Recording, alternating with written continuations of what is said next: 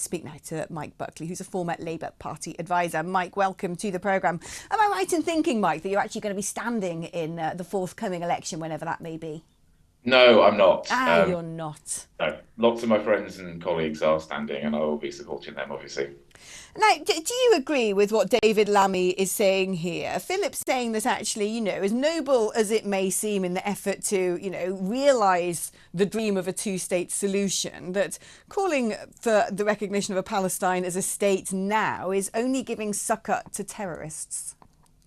I don't agree with that at all, and I of course agree with what David is saying, and indeed what Ireland and Norway and Spain are doing today.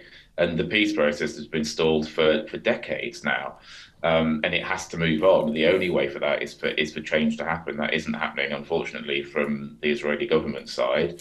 And indeed, it's not to say that the Palestinians are even particularly well organised in Gaza or in the West Bank, and that does need to change.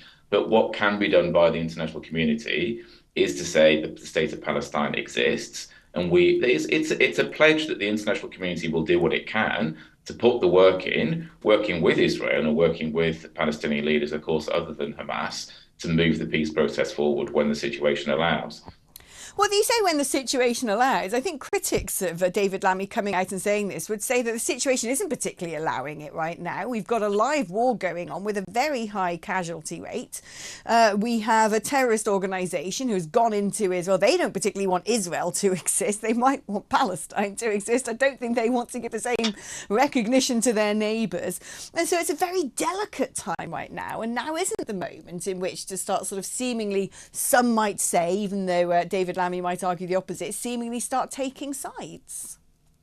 I think it's about taking sides, and Labour's been crystal clear in its support for Israel and its support for Israel's right to defend itself. But it is also made clear that the actions of Israel for a long time now have long moved beyond Israel defending itself. I mean, the death toll is horrendous, as is the physical damage to the infrastructure of Gaza as well, which is going to make it incredibly difficult for people to live their lives now. And as we know, there are people now facing a famine situation as well as those that have been killed directly. But in saying now, we will, Labour would, if in government, recognise a Palestinian state, it's a claim for the future. It's saying we will look forward to a future where there is a peaceful solution, where there is a two-state solution, where Israel and Palestine can live together side by side, where Jew and Arab can live together side by side in peace.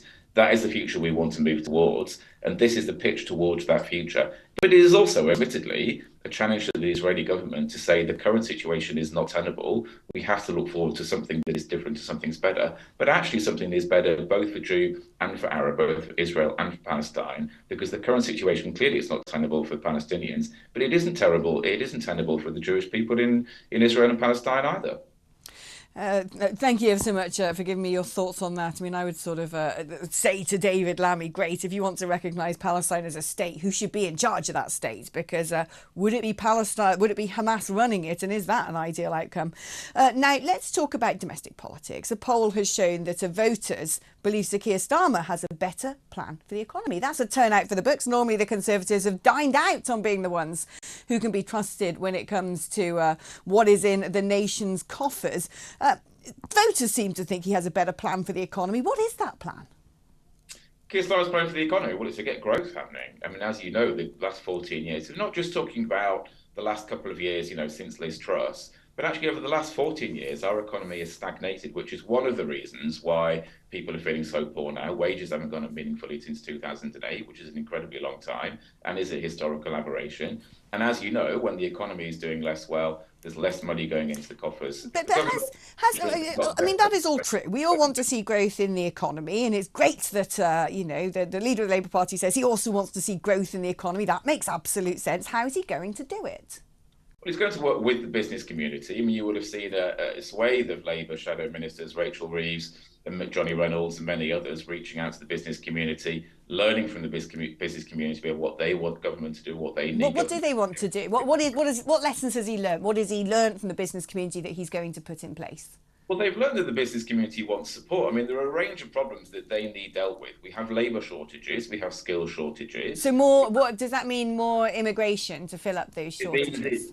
it means using immigration wisely to make sure that we fill labour shortages which exist, rather than having a knee-jerk reaction against immigration. But it also means investing in training and support for British people. I mean, as you know, we've got. I mean, to take one example, which isn't business related, the NHS. You know, we've got huge shortages of nurses, midwives, and doctors. That's simply because we haven't been training We've enough had British. 16% more added to medical frontline staff, actually, in recent times.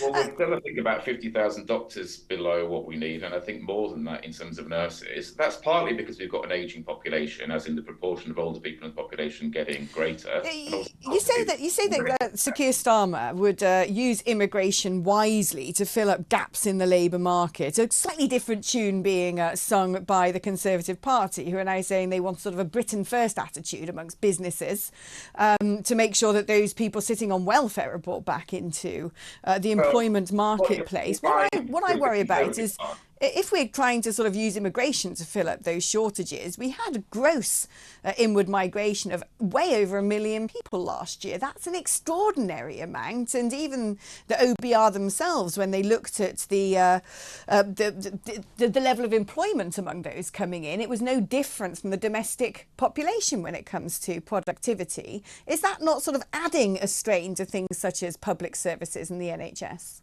I mean, what you'll find with the Conservative Party is that they've been lying to you for years. They've been saying for years, we're going to bring immigration down, while at the same time they've been running around the planet giving out visas left, right, and centre because they know that there are labour shortages and they know that the economy needs it, which is why immigration is so high. What Labour will do is tell you the truth. And immigration, of course, will always be part of our labour market, and it has to be, in part because we've got an ageing population, in part because we do have skill shortages.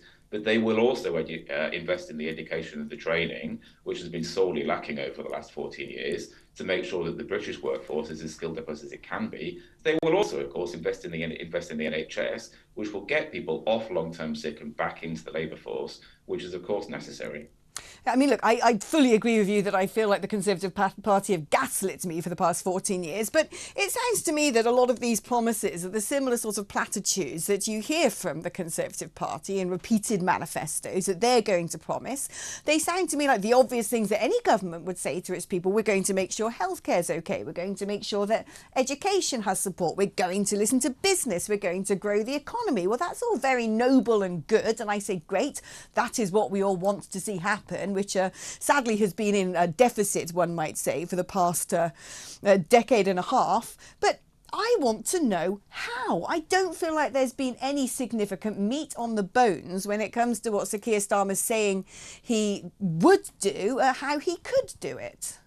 I mean, one thing that we haven't mentioned yet on this call is the reforms to the planning system. So Labour will reform the planning system, which will allow house builders to build, but will also allow construction to happen in other areas of the economy as well. So, for example, think transport or think building, hospitals or building factories or building other workplaces.